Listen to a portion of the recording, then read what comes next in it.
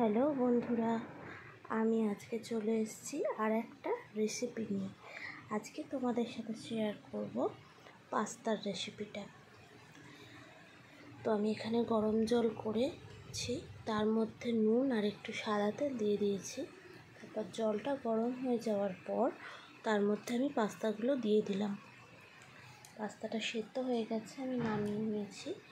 এরপর কড়াইতে তেল দিলাম, দিয়ে আমি ডিমটা ভেজে নেব। ডিমের মধ্যে একটু নুন আর গোলমরিচ দিয়ে দিয়েছি। এবার ডিমটা আমি ভালো করে ভেজে নেব, ভেজে নিয়ে তুলে রাখবো। এই ক্রাম্বলস টাইপের বানিয়ে নেব।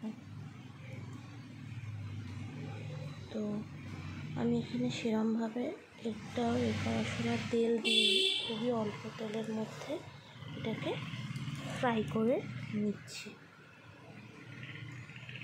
এটা ফ্রাই হলে আমি চিকেনের কিছু পিস করে রেখেছি ছোট ছোট করে, সেইটাকে করব। তো এই ডিমটা ভাজা হয়ে গেছে, ডিমটা আমি ভেজে তুলে নিলাম। এরপর আমি কড়াইতে আবার একটু তেল দিয়ে দেব, চিকেনটা একটু সটে করে নেব। তো আমি তেলটা গরম হয়ে গেছে, এরপর আমি চিকেনটা এর মধ্যে দিয়ে দেব। চিকেনটা দিয়ে দিলাম। এরপর চিকেনটাকে ভালো করে ফ্রাই করব, ভালো করে ফ্রাই করে নেব। নেওয়ার পর এটাকে তুলে রাখবো। তো এটা আমি একটু নাড়াচাড়া করে ভালো করে এপিট ওপিট করে ভেজে নেব। এর মধ্যে আমি একটু রসুন আর আদা বাটা দিয়ে দেবো, তাহলে এর ফ্লেভারটাও বেশ ভালো আসবে। একটু গোলমরিচও দেবো তার সাথে, একটু নুন, গোলমরিচ, আদা বাটা, রসুন বাটা, এগুলো দিয়ে ভালো করে চিকেনটাকে নাড়াচাড়া করে একটু ঢাকা চাপা দিয়ে সেদ্ধ করে নিয়ে তারপর আমি চিকেনটা নামাবো। তো চিকেনটা ভাজা ভাজা করে নিচ্ছি খুব সুন্দরভাবে। এটা গোল্ডেন ব্রাউন করে ভেজে নিতে হবে। এখন আমি নুনটা দিয়ে দিলাম।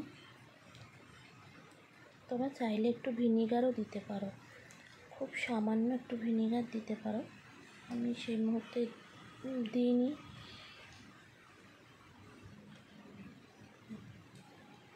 গোলমরিচ গুঁড়ো দিয়ে দিলাম, দিয়ে আমি আবার একটু নাড়াচাড়া করে নেব।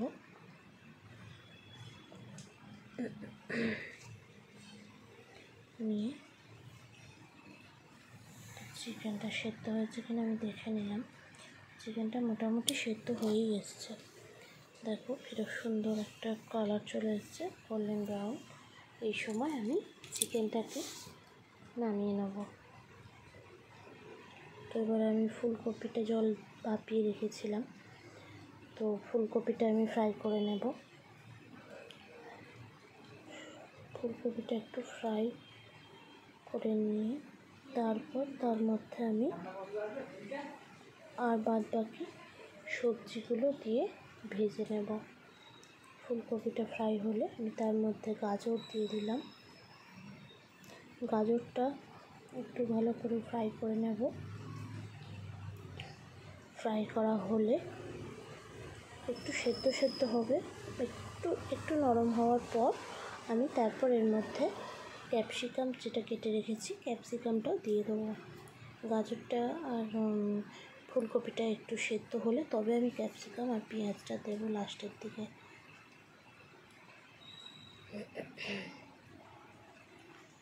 তো গাজরটা আর ফুলকপিটা ভেজে নিচ্ছি, এখন মোটামুটি সেদ্ধ হয়ে এসছে। এই সময় আমি ক্যাপসিকামটা দিয়ে দিলাম।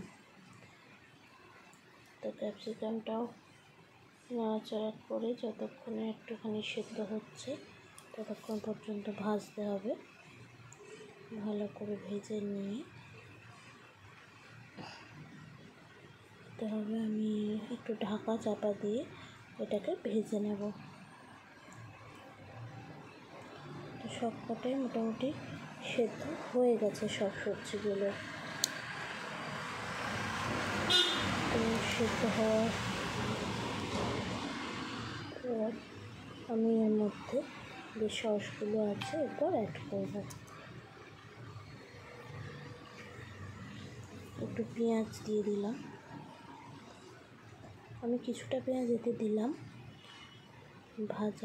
ভাজা সবজির সাথে মিশিয়ে নিলাম, আর কিছুটা আমি লাস্টে ওপরে গার্নিশিংয়ের জন্য রেখে দিলাম। সবজিগুলো সব মোটামুটি প্রায় ফ্রাই করা কমপ্লিট।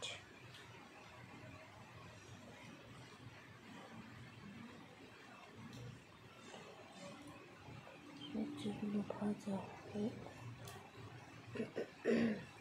তারপর আমি এর মধ্যে সসগুলো অ্যাড করে দেবো। এখন এর মধ্যে রেড চিলি সস আছে,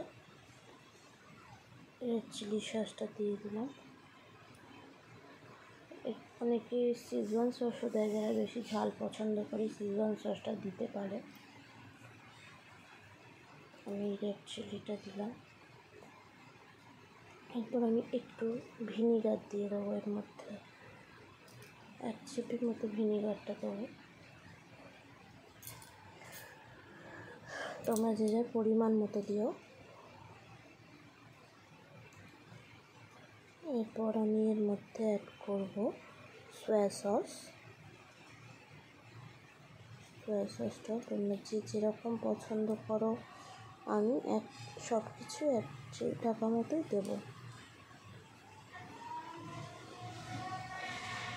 আরেকটু দিয়ে দিলাম, 1 টাকা দিয়ে আরেকটুখানি দিয়ে দিলাম সয়া সসটা।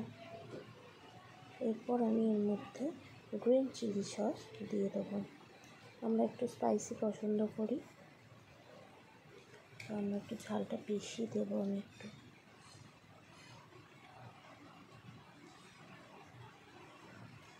এখন এগুলোকে সব কিছু একসাথে মিশিয়ে নেব। এগুলো ভালো করে মিশিয়ে নেওয়ার পর এর মধ্যে আমি পাস্তা মশলা অ্যাড করব। পাস্তা মশলাটা আমি এর মধ্যে দিয়ে দিলাম,